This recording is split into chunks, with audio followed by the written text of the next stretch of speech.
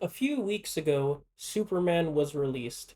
It's the first movie in the DCU and was written and directed by James Gunn, who directed the Guardians of the Galaxy trilogy in the MCU. It was really hyped up, and in my opinion, it lived up to that hype. It's a pretty good movie, and on opening weekend, it made 220 million at the box office. That's a success, right? Well, not really, because the movie had a budget of 225 million.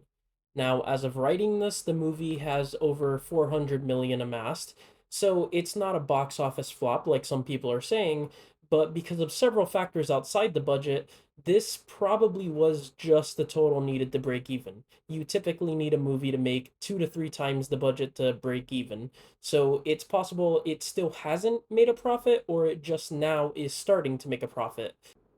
This is a really crazy thing, and of course, the blame falls on that giant budget. This is something that's frequently been happening with blockbusters in the past few years. The Little Mermaid grossed a nice looking $600 million, but against a budget of 240 million, that's basically breaking even. Lightyear made $200 million, which was literally as much as the budget, or about as much, which made it a flop. And Thunderbolts ended up making $400 million, about, but with a budget of 180 million, you know how it goes. So why is this happening? Why are movies using so big level budgets that are causing them to have really disappointing box office performances? Well, it's kind of clear what set it off. Avengers Infinity War and Avengers Endgame both had budgets of 250 million to 400 million each. These are the most expensive movies ever made, and they're also among the highest grossing movies at the box office. And because of this success, it seems that giant film corporations, especially Disney, have convinced themselves that all their movies are going to do great at the box office because of either the budget or their vanity. But here's the thing, that's not exactly how this works. In fact, that's not how it works at all. On the superhero aspect, yes, Avengers Endgame was a really big hit, but that was because of decades long buildup. It took over a decade to get to Avengers Endgame. That was a story that was being built up to. That's why these budgets worked at the time. They paid off opening weekend because people were hell bent on seeing these movies, and sometimes people saw them twice. They were super excited for them. But not every movie is like that. Even if they are often big and highly anticipated, not every movie is going to be guaranteed to make $1 billion, or 2 billion, or three in the case of Endgame. Now, of course, to make blockbuster hit movies, you do need big budgets. But these level of budgets are interestingly high, like they've been inflated high, and that's really not good. Like, you do not need to stuff the budget this much for movies. Like, the CGI for The Little Mermaid was pretty good, but it didn't feel like it needed to have that much. It didn't feel like it needed to have that much money thrown at it just so that way it could have what was a really disappointing box office performance when 600 million ideally should have been a huge slam dunk. And Snow White had a similar issue. The only reason I didn't include that in the initial list is because there was a little bit of controversy around the movie that might have stalled it. But even that, way too big of a budget for a relatively niche movie that was going to have a dedicated audience, but was not going to be a guaranteed big $1 billion hit. And of course, it wasn't.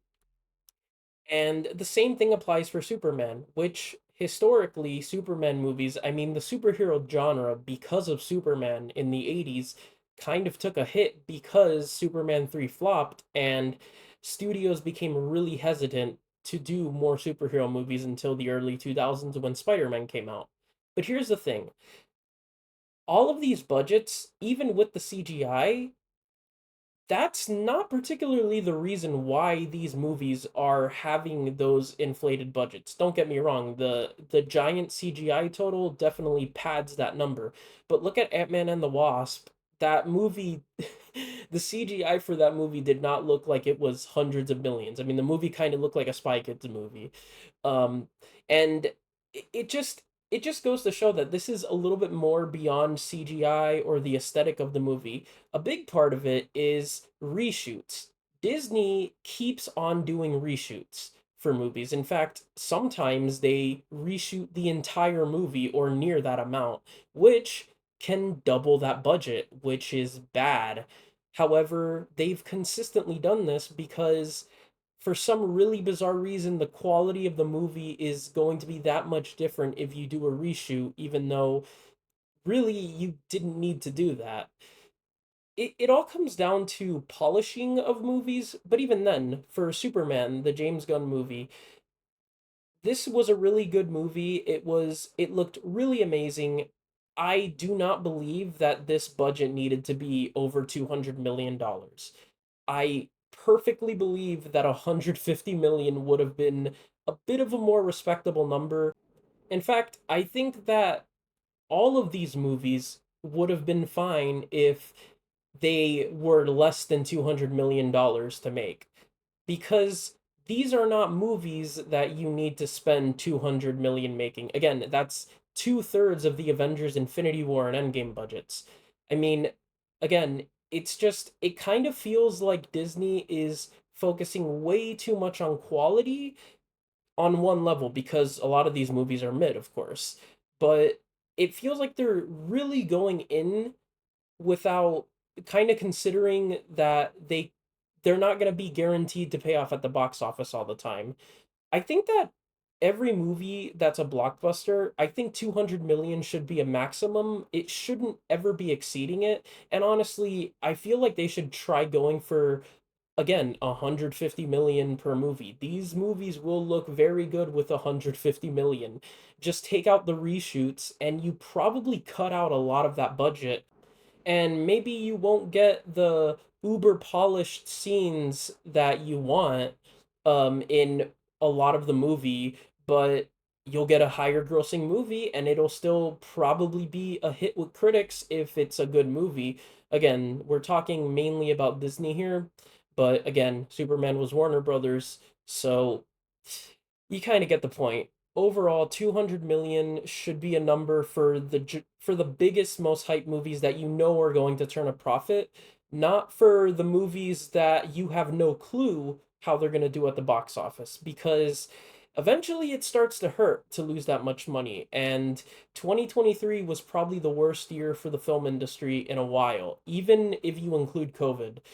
Now, a part of me does feel that they're kind of getting a little bit better with this, and also people are getting more excited about blockbuster movies again as of recent. 2025 has been a decent year so far, but again, the overstuffed budget still being there shows that they're kind of still not learning from that one key mistake.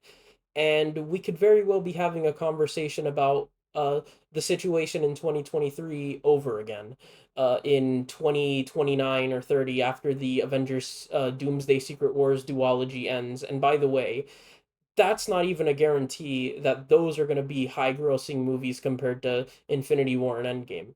So, generally speaking, movies should be more modest, even if they're gigantic. Because oftentimes, even with a modest budget, you can still feel gigantic.